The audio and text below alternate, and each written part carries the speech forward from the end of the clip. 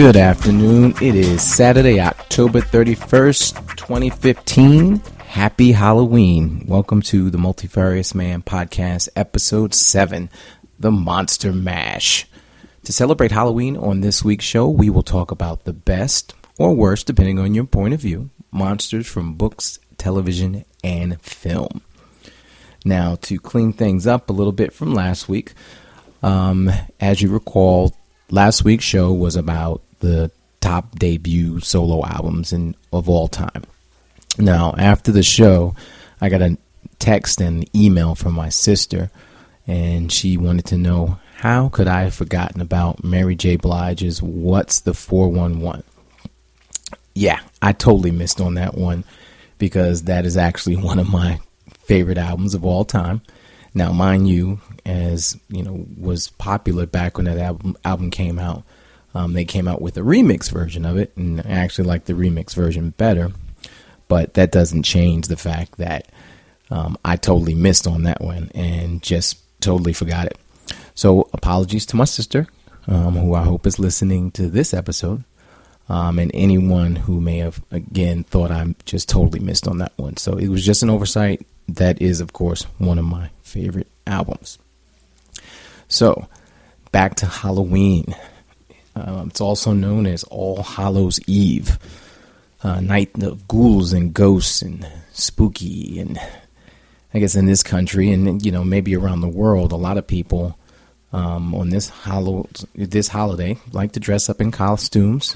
Kids go out and trick or treat, going from door to door dressed as, you know, everything from superheroes to animals, creatures of the night. Of course, adults like to actually do costume parties, which actually this year I am actually going to a costume party with my wife. We're both dressing up as Starfleet officers. Of course, I outrank her. Well, I like to think I outrank her, but hey, that's what you get. So we're having fun. Nice grown-up party right near where we live, so we get to go out, let our hair down, have some fun. So, you know, what kind of stuff do you people like to do out there? Let me know, you know, what you ended up planning or what you end up doing for Halloween, or maybe even just drop me a note and let me know your best and worst experiences over the years. Once again, you can follow me on Twitter at multifariousman. You can send me emails at multifarious.man.podcast@gmail.com. And, of course, you can follow me on the Multifarious Man podcast blog at multifariousman.com. Well, now that that's out of the way, when we come back, I'll talk about what I've been reading, watching, and listening to, and then we'll follow up with the meat of the show, the favorite monsters from books, movies, and television. So we'll be right back with the Multifarious Man podcast. Numerous and varied, greatly diverse and manifold. All the things I want to say that never been told. Dina Sinatra to Drake and Pharrell. When I'm listening to this week, you can never tell.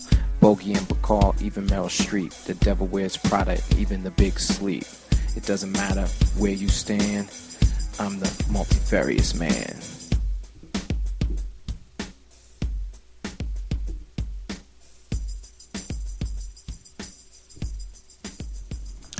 Welcome back to the Multifarious Man podcast. Again, I'm your host, Jay Vincent, and it is Halloween. Yeah, okay, maybe that's not very scary, but hey, I like to have fun too. So, what am I reading, watching, and listening to this week? Well, for reading, I am reading book 4 of the Kate Daniels series. It's called Magic Bleeds, and it's by Leona Daniels. Now, mind you, that's a pen name for a husband and wife writing duo. Now, I've mentioned the Kate Daniels novels before, and basically it's, you know, set in kind of a modern world, except this is after a big cataclysm where magic is, you know, heavily prevalent in the world. Kate is a bounty hunter, and she helps out shapeshifters, vampires, when normal human police can't solve something, they call in people like Kate, whether it's ghosts, goblins, mermaids, all fantastic creatures. That's where she comes in to kind of help save the day. So in this latest novel, basically what's been happening, there's a serial killer that's been killing vampires and shapeshifters. It starts with a brawl at a bar that's right on the border between both their territories. So now Kate has to figure out what's going on and save the day, while at the same time taking in a stray dog that she found, while also trying to improve or work upon her lack of a love life. So it's pretty interesting so far. The characters are really interesting. I'm definitely going to continue to read this series, and it's just it's just good fun. Next up, what am I watching? What I've been watching lately, it just recently came back on Netflix. It's a series called Hemlock Grove, and it stars Famke Janssen of X-Men, and I believe she was actually one of the Bond girls in GoldenEye. She was something on the top, whatever, but she's most known as being Jean Grey in the X-Men movies. This is based on a series of, or rather a book of the same name, and it's basically a small town in Pennsylvania where there's secrets and strange things going on.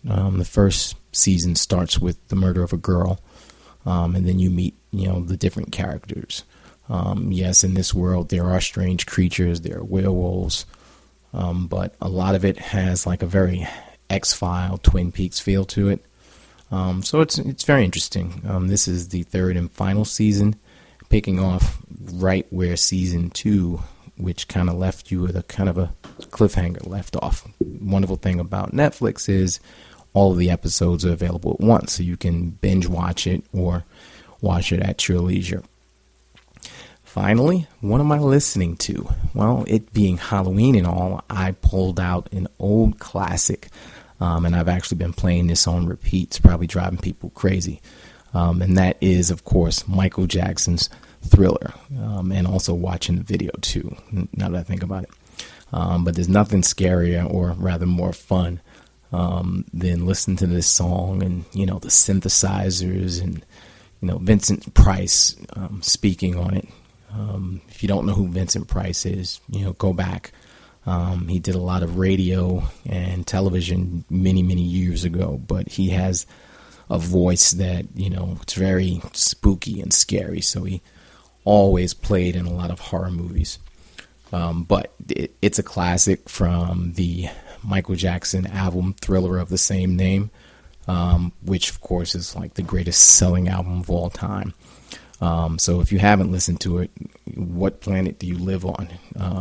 And if you have listened to it and you don't love it, again, what planet are you from?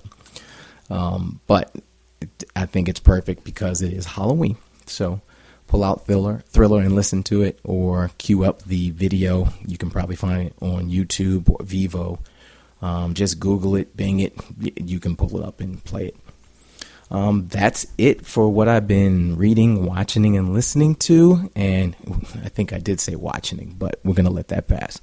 And when we come back, we will talk about favorite fictional monsters. In advance, I'd like to say thank to everyone that did check out the survey. I did reach out to you guys, and everyone did participate and provide your own feedback on your favorite monsters from literature, television, and films. So thank you, and we'll actually include some of those, some of the ideas that everyone came up with as I'm talking about my favorites. Again, this is the Multifarious Man podcast, and I will be right back.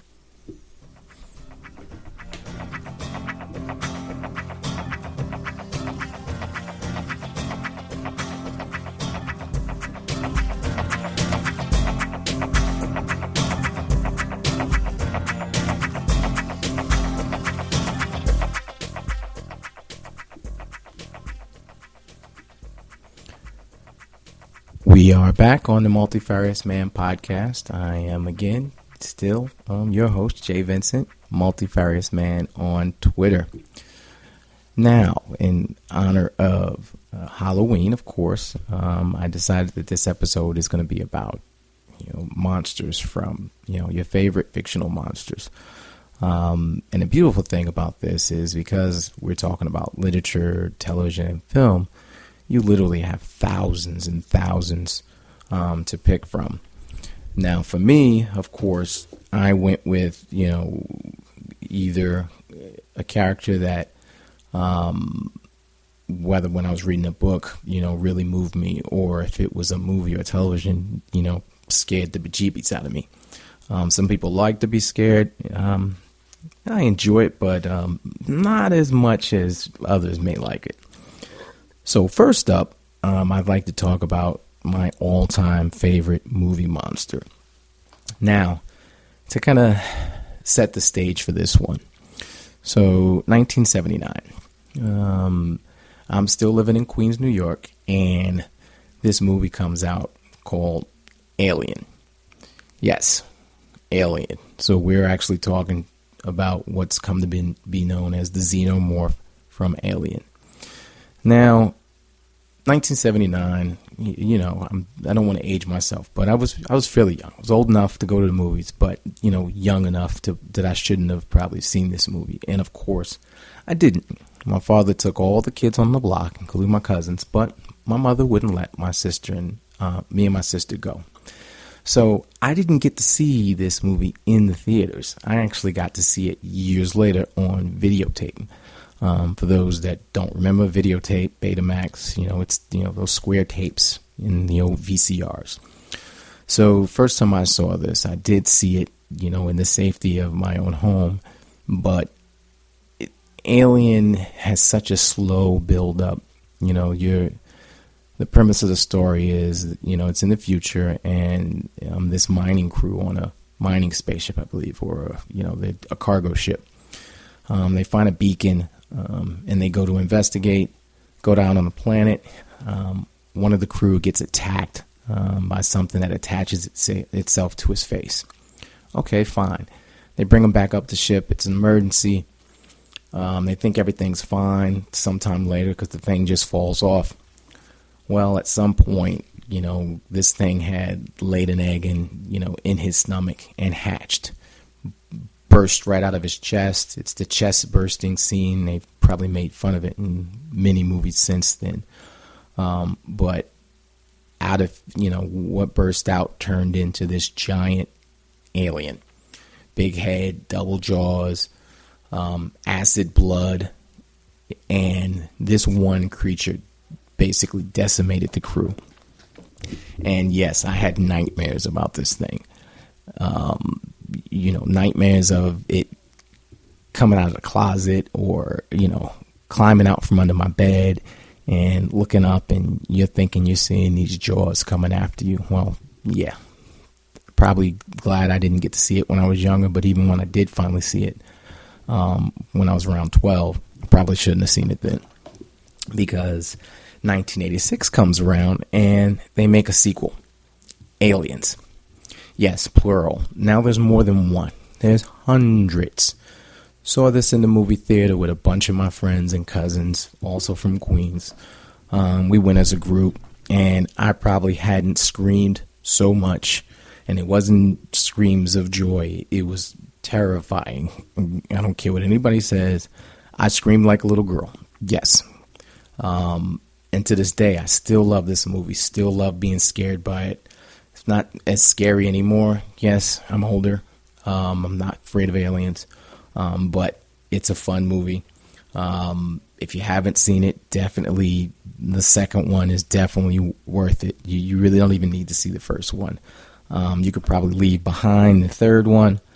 Alien 3, Alien Resurrection, I really love. But as far as, all-time great movie monsters, it's out there.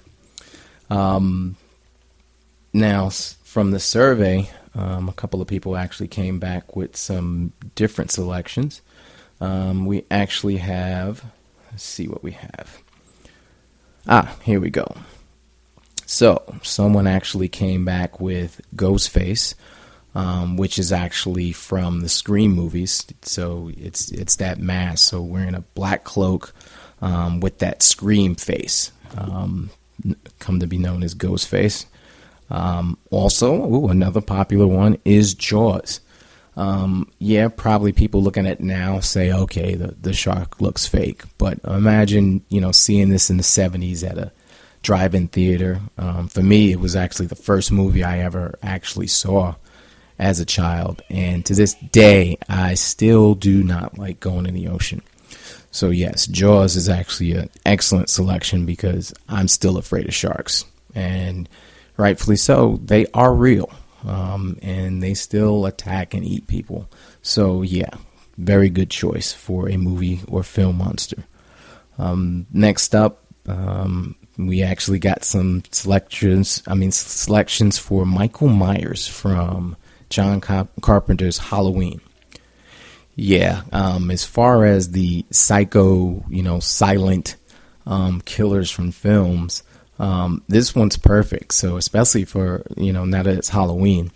Not all the movies were, great, but that first one and seeing that, this guy wearing this weird mask and, he's killing people and he's like unstoppable.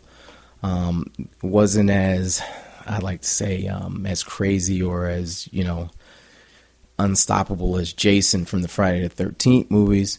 Because that one, I don't know. I think those got a little bit campy, but Michael Myers definitely is up there. Something about that silent look and seeing him coming towards you and not being able to stop him. So those were the additional options that people chose. So some very, very good choices. Next up, I am going to tell you, who did I pick for my... Did I do literature next? Yes, I did. Okay. So my favorite character or monster from literature, I would actually have to pick. I was actually, debating back and forth on this one because it's actually from the same series of books. In this case, The Lord of the Rings.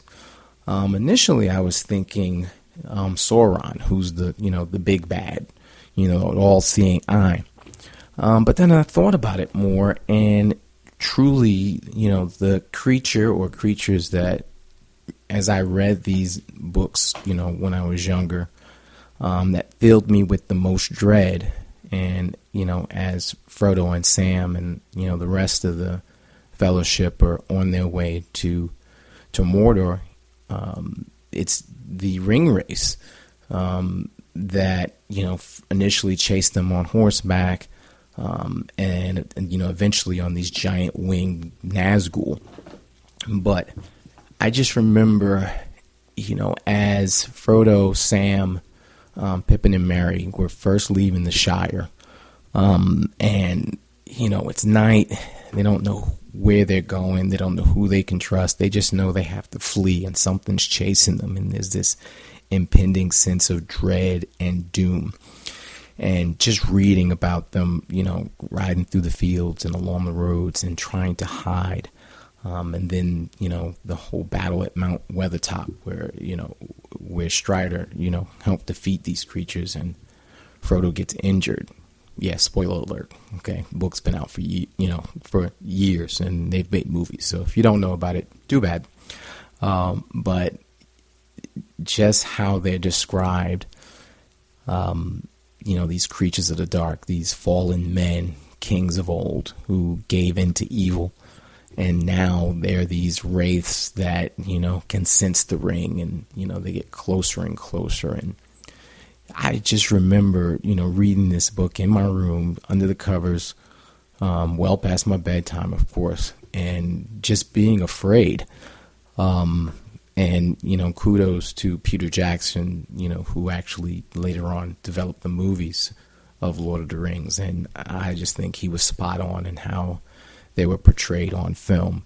And, that sense of dread I had reading it, it came back when I saw the movies. So definitely worth it.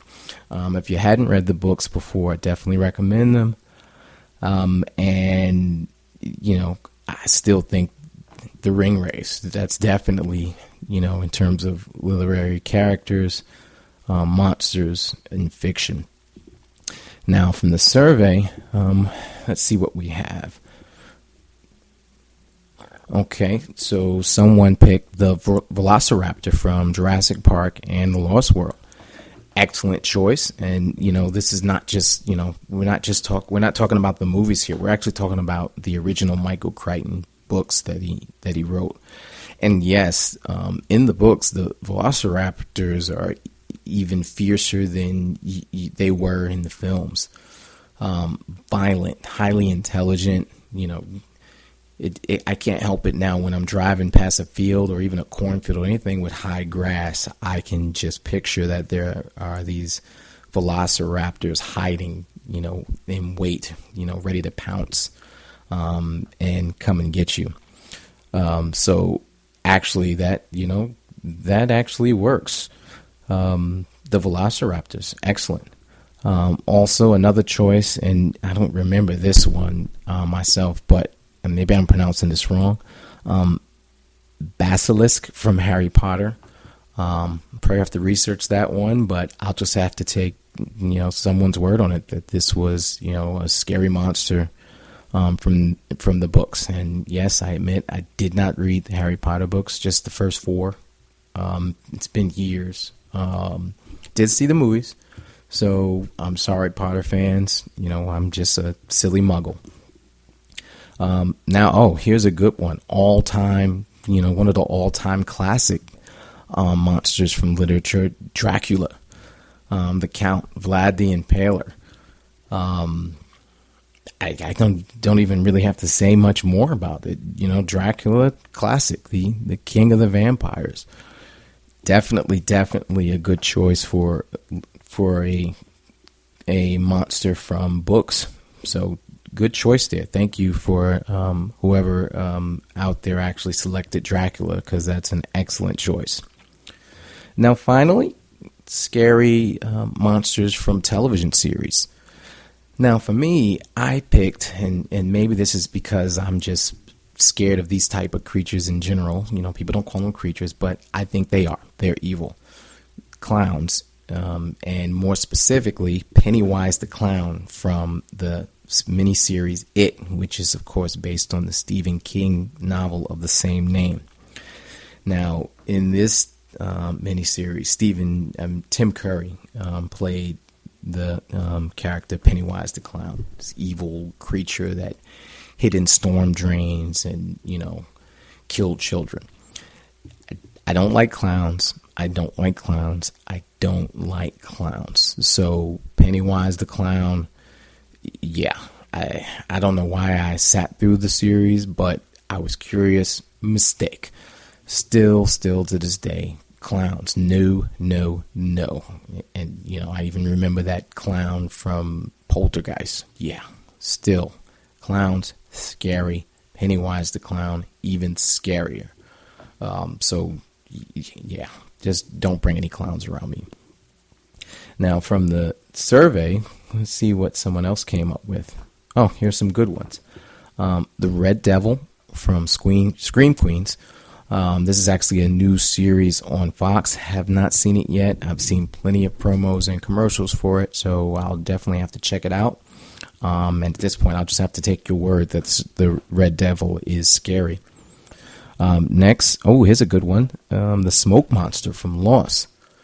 Now, regardless of what your opinion is on how the series ended and, some of the different things that happened from the beginning to the end, I can agree on this one. When you first saw the Smoke Monster to all the times it appeared, especially when people were running from the Smoke Monster and you couldn't really see it at first, and then they get attacked and they get killed, or they just get grabbed out of the trees. Yeah, perfect monster. Smoke Monster from Lost, I'll take it. Someone else also selected Russell Edgington from True Blood.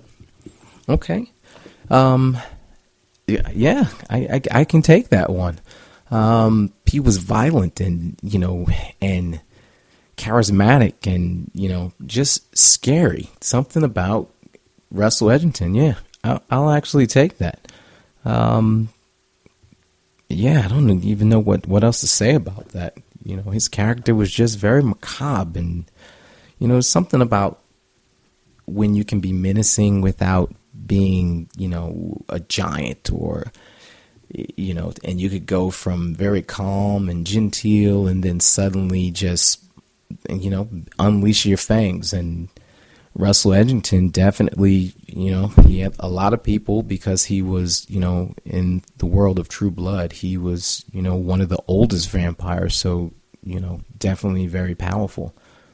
So I like that one. Thank you everyone who took time to take the survey to, give me some feedback. I'm definitely going to use more surveys and polls along with the show to kind of have more interactive feedback between myself and the listeners. And now that I mention it, thank you so much to everyone that's listened to the show so far. This is only the 7th episode, and there's already been over 330 listeners.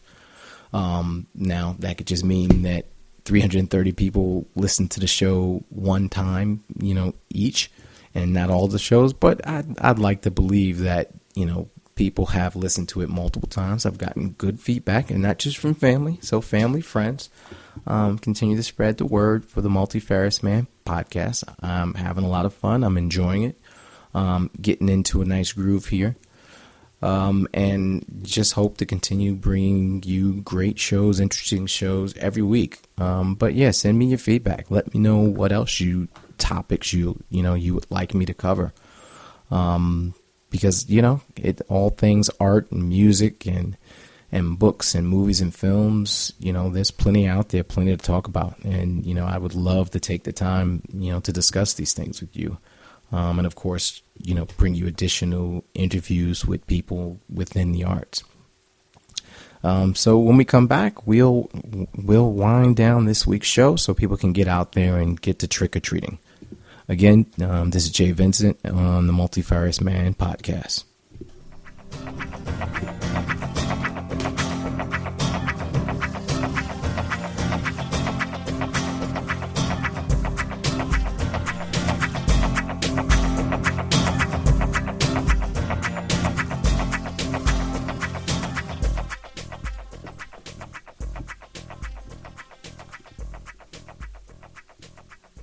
All right, I'm back, and it's time to wind down the show. Finishing everything up for the week. Again, thank you to everyone to listen, whether you're streaming it or downloading it. And it's available on Spreaker, iTunes, and just this week, it's now also available on Stitcher. So you have multiple, options on how you want to listen to the show. If there's something I'm missing, if you'd like to hear something different, again, let me know. multifarious.man.podcast@gmail.com. And also you can follow me on Twitter at multifariousman. Also on Facebook, you can check out the Multifarious Man podcast page. So it's Multifarious Man podcast / no, that's wrong. It's Multifarious Man podcast 2015.